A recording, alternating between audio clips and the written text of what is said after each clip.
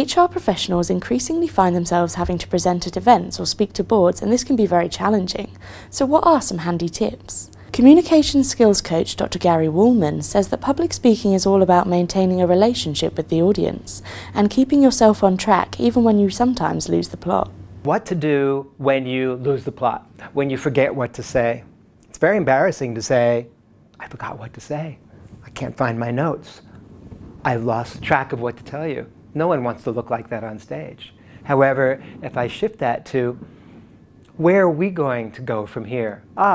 What I've been telling you is, what I am telling you is, what I'm going to be telling you is. That simple structure for any excellent speaker works beautifully. When you're communicating with a large audience, look at one person in the eye who's giving you positive regard. If you don't know who else is looking at you, just sweep the audience with your eyes and attention like you're an orchestra conductor with your hands, your eyes, and your body.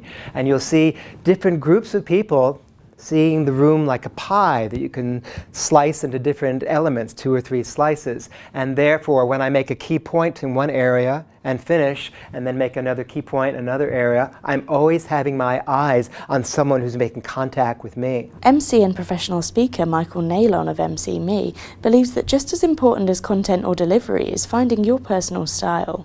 A lot of programs that look at content or delivery, or content and delivery. What we like to focus on, as well as those areas, because they're both very important, is also your personal style. Let's say you're really comfortable giving speeches for an engagement party or for your parents' anniversary or a 21st. If you can bring more of that person that you are when you're in those environments to a meeting environment or a presentation environment, the words might be formal, and as I said, the script might be formal, but the person behind it that's delivering that is usually warmer, friendlier, easier to listen to.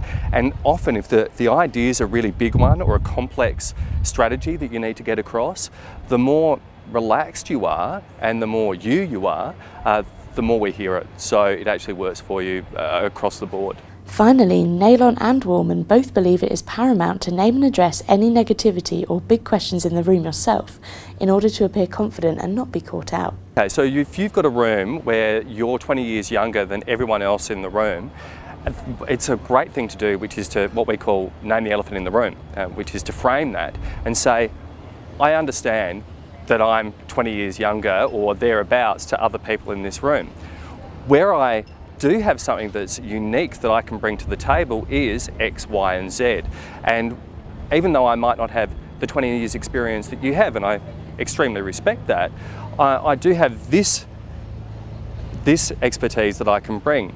Whether they're a CEO, a managing director, that's someone who's in charge as a human resource professional of a certain department, it doesn't matter.